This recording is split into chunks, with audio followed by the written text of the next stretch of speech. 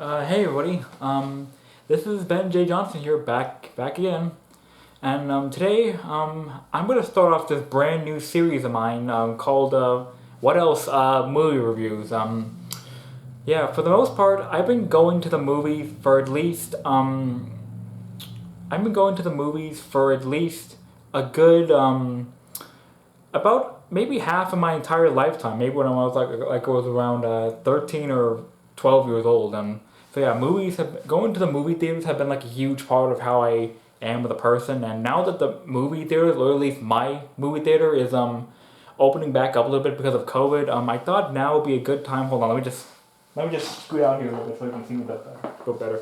Okay, there we go. Yeah. Anyways, yeah, now that my local movie theater has been opened for about a month and a half now, I decided a couple weeks ago would be a good time for me to get back to watching movies. And today we're gonna start off the series by talking about a movie I saw a couple weeks ago called Tom and Jerry.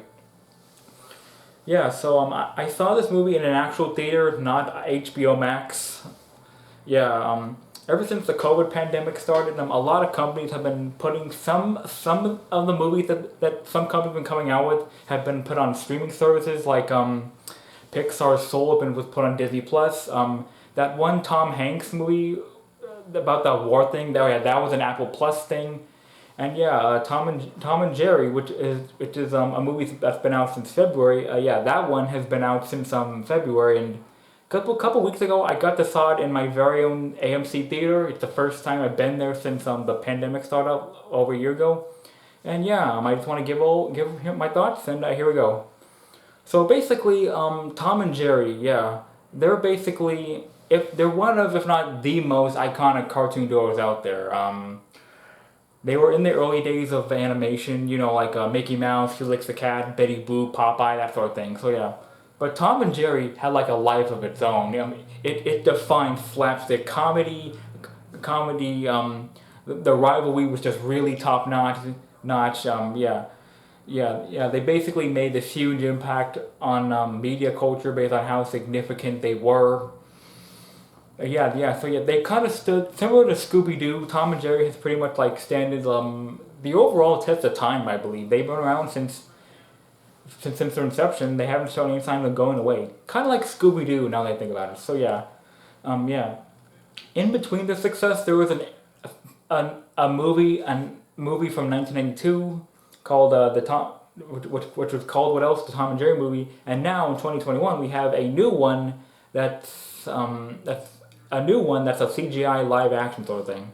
Yeah, I saw it a couple of weeks ago, and here are my thoughts. And just so you know, I will let you guys know when there are spoilers. So if you guys haven't seen the movie already, hold on. Yeah, if you guys haven't seen the movie already, please go see it and come back here. Or if you want to stick around, I will let you know when there'll be spoilers and when there'll be neutral time to talk. Okay. So, anyways, yeah, so like the trailers say, this is a more modern kind of storytelling of Read Tom and Jerry. Basically, as in like this takes place in modern day. This isn't the 40s or the 60s. The 60s was the Chuck Jones era, and the 40s was just kind of whatever. So yeah. Anyways, yeah, this time around, Tom and Jerry aren't voiced by actual actors this time, like in the 1992 film where Richard Kind was Tom and Dana Hill was Jerry. Instead, they have their original archived voice from the old 40s cartoons, particularly with Hannah and Joe Barbera as Tom. And there are a couple good instances where his voice is used, and I do like that. Anyway, for the actual plot of the movie, yeah, yeah. So, the plot is basically about this girl named I forgot her name, but it was a girl played by Chloe Grace Moretz.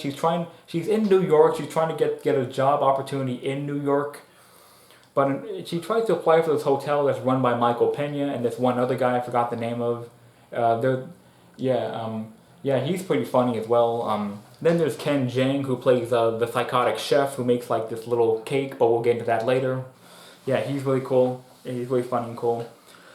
So, anyways, Chloe Grace Moretz's character, I forgot her name. I'm sorry. Yeah, anyway, she's trying to apply for this motel, and she unintentionally steals the resume of this other lady who's also applying, and that somehow gets her the job. And the plot of this hotel is that there's a huge wedding to be planned there for this couple who, for some odd reason, go for like an Arabic style hotel thing. I don't really know what that's about. I think it might have something to do with the fact that the married guy's wife is Arabic, but yeah. Actually, you know what? I think that's the actual reason.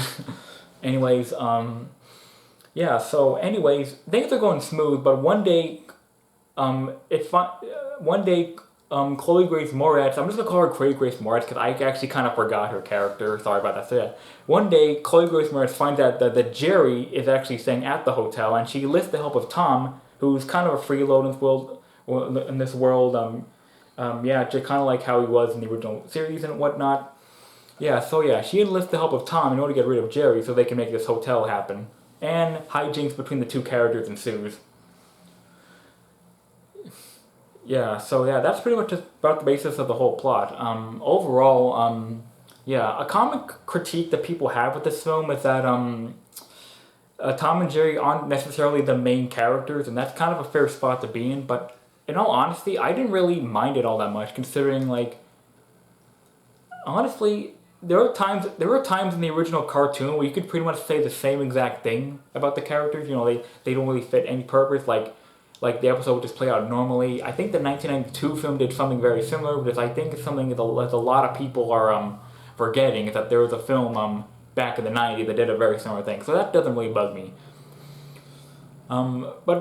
But something that really does bug me about this film is how like modern it is. Like, cause like I said earlier, this is a more modern retelling of Tom and Jerry. Like, for example, they have pop songs, they have covers of existing songs. Heck, I think the first voice you hear in the film, and minor spoiler if you haven't seen the film already, is the singing voice of a pigeon, who's I think may or may not be done by T-Pain. Oh yeah, T-Pain is also one of the voices in the film. Oh yeah, I need to get that out first. Yeah. Before I get back to that, hold on, let me just point this out here. Yeah, like I said, there's a lot of, since this is a Tom and Jerry cartoon, and that's all we all came to see, there are a lot of good references and callbacks to the old show. Like I said, there's a couple clever usage of Tom's scream, his iconic scream, and a recurring joke that was in the original series was that Tom would always he would, whenever he spoke, because you know the character didn't really spoke. I mean, the only time he ever did speak was when it was in the context of like a joke or something. So, anyways, there's a scene in the movie where Tom meets this cat, who's by this couple who owns Spike for some odd reason. Yeah, Spike, the dog. He has an actual voice that's like in the show. Yeah, that's kind of odd. Like, he's not with Tom and Jerry. He's not literally with them. But in this universe, he's owned by somebody else. I don't even know how that works. I haven't watched the little series in a while, but so if someone could just like rephrase me on that, just let me know. So, anyways, Spike. No, hold on. Yeah, sorry. Tom finds this really attractive cat who doesn't speak. Cause that's another thing I also like about this film. The animals besides Tom, Jerry, and Spike besides Spike don't really have any actual voices, and I kind of like that.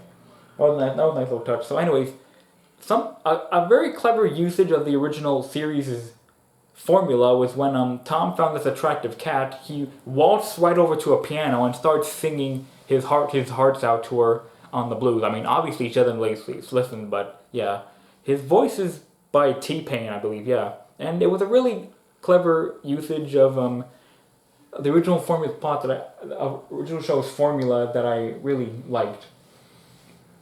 Yeah, Michael, and about the human characters, I don't think I really liked an actual one. I mean, Michael Pena was pretty funny at times. Oh yeah, Ken Jang, he was my absolute favorite. I liked him. The other manager of the hotel, I forget his name, sorry, he kind of looks like Patrick Warburton in a way, but I don't really know much about him, but I guess I kind of liked him. Chloe Grace Moretz, she was fine this role. I mean, a lot of people have seen her in better things, but yeah, she has been in better things, but I just don't really know if there's like this may or may not be one of her weaker roles, because I just kind of feel like she's doing the bare minimum here. Like, Like maybe she had some good intentions with the director, which is I forget the name of the director. God damn it! I looked all this crap up when I got done with the data, but I don't remember it. My God. Yeah, she might have good intentions with the director, but I don't know if she had a good overall performance. Maybe she wasn't. Maybe she was distraught or something. So, anyways, like I said earlier, and this is my biggest gripe with the film. I mean, I do think it's cute. It's a little too modern. I think it's cute. I think it's very wholesome in some ways. It's a nice little distraction for kids. I'm clearly out of Tom and Jerry's target demographic, but this is something that I wouldn't actually mind like watching again just for like um, the point of it being like little filler, nice little filler you can put on the background. But my biggest problem with this movie, and it's my biggest problem with kids movies nowadays, that is really too modernized. Like I said earlier, the first thing you hear in the movie is like a pigeon, singing this upbeat song. Yeah, yeah. There's a lot of pop culture reference. No, there's a lot of pop cultural songs littered throughout this film. And when you take in the fact that Tom and Jerry is like this iconic, timeless cartoon duo from like the 40s. Yeah, that's the thing about this movie. Tom and Jerry are like really this timeless cartoon duo, but the world they're in is so modernized and it's so like watered down and so hip that it just kind of makes them feel like they're in a completely different movie sometimes. Like they're not supposed to like be here or something, but this is the world. Yeah, so there were times in the movie where I kind of find it hard for myself to actually get invested, simply because how modernized everything felt and stuff. I mean that's kind of a standard thing, because kids nowadays they need to like what. No, that's another thing. Another thing. I just want to point this out. Yeah, some people might say that they only did this because kids now they need to like make it more like hip for the kids because I'm like, dude. Okay. Crap. Yeah. Sorry. This is an unscripted video, but yeah. Um. What was I want to say again? Damn it.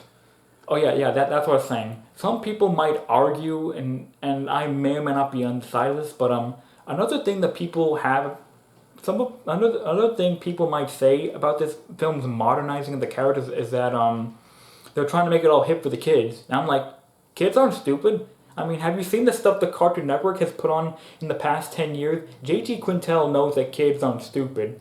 I mean, yeah, yeah. The people behind My Little Pony Friendship is Magic knows kids weren't stupid. Hell, I'll even argue the people behind Steven Universe knew kids weren't stupid.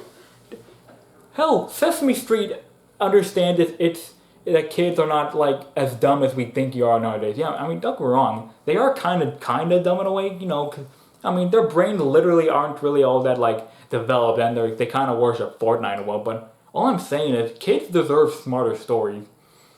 And and while this film does have a nice, good enough story, and it does mean well, it just feels really like convoluted in a lot of ways, and just doesn't really fit. Just doesn't really feel like a good service to Tom and Jerry in a way. Kids deserve smarter stories. That's all I'm saying. But otherwise, I thought this film was a really good time. I mean, I saw this in an empty theater, and I did get out of my seat a couple times simply because there really wasn't anything happening for a little while, simply because Tom and Jerry went on screen. But I think that's probably just me. But overall, I don't think I was ever bored by this film. I mean, when the action did start, I really did like it. Like, for example, there's this really minute and a half scene, spoilers by the way, where Tom sets up this convoluted trap, and there was this neat little score that accompanied it. I think that was probably the only time where I thought like this clicked. I mean, this is just me, personally. Yeah. I mean, it means well. It has some good actors. It has some good actors in it. It's a nice little distraction for your kiddies. I think Tom and Jerry fan will get like a little joy out of it. But if you're somebody who loves the characters, not really me per se, but you're probably not gonna find what you're looking for with this film. But overall, I really did like it. I was never bored by it. I had a good time. It was a neat little flick that I did not mind buying a ticket to. Did I feel like I was out of the target demographic? Slightly, yeah. Was it very modernized and too hip for me? Yeah, pretty much. But was it a waste of time? No, I wouldn't say so.